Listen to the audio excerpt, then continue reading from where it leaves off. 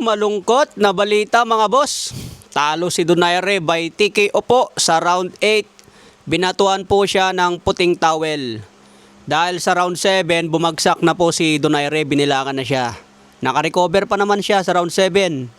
Pero pagdating na po ng round 8, mas naging agresibo si Rico Masuda at tinatamaan na po ng solid si Donaire.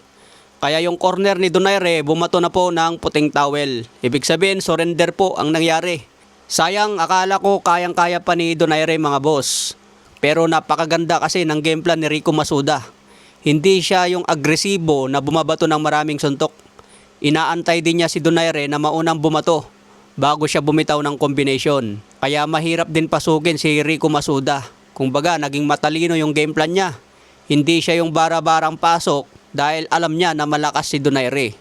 At alam din ni Rico Masuda na sa unang round pa lang, may taglay na lakas si Donaire.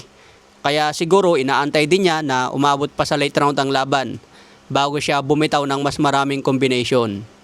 Pero yun nga, sa round 7, natamaan ng solid si Donaire at bumagsak. Doon na nakakuha ng momentum si Rico Masuda. Kaya pagdating ng round 8, wala na siyang sinayang na oras. Talagang kinamada na si Donaire mga boss. So ayon nga po kay Cuadro Alas, habang nanonood siya sa laban, kailangan unahin ang kalusugan. Kapag ganyan na raw ang edad, pag si Casimero yan, hindi na siya lalaban. Kasi alam din daw ni Casimero kung hanggang saan ang kaya niya. WBA title eliminator sana ito. Kung manalo si Donaire, siya na ang lalaban ulit kay Seiya Tsutsumi na WBA champion. Pero ngayon natalo siya. Ano kaya ang susunod kay Nonito Donaire?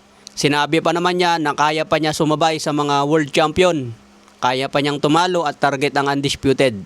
Pero ngayon kay Rico Masuda na hindi pa world champion sa bantamweight, natalo na siya. Kaya paano kaya ang comeback na gagawin ni Nonito Donaire dito?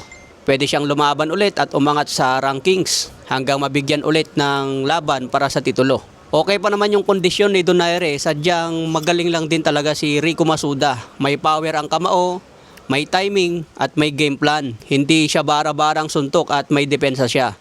So ayun mga boss, hindi tayo pumaldo, talo. Buti na lang, 2,000 lang ang pusta. So ganyan talaga ang boxing, nagtiwala tayo sa kapwa nating Pinoy bilang suporta. At yun na nga, hindi pinalad mga boss. Kaya bawi na lang tayo next time. Kaya abangan natin ang pagbabalik ni Nonito The Flash. Ano sa tingin nyo? Kailangan na bang magretiro si Donaire o magpatuloy pa?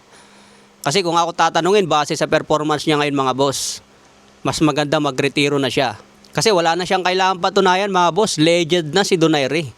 Isa na yan sa titingalay ng mga susunod na henerasyon. Kaya bago pa madamage ang katawan niya, mas maganda i-enjoy na lang ang buhay mga boss dahil legend na wala nang kailangan patunayan. Okay mga boss, abang tayo. Next update, laban naman ni Cuadro Alas, April 18. Diyan na tayo papaldo kay Casimero.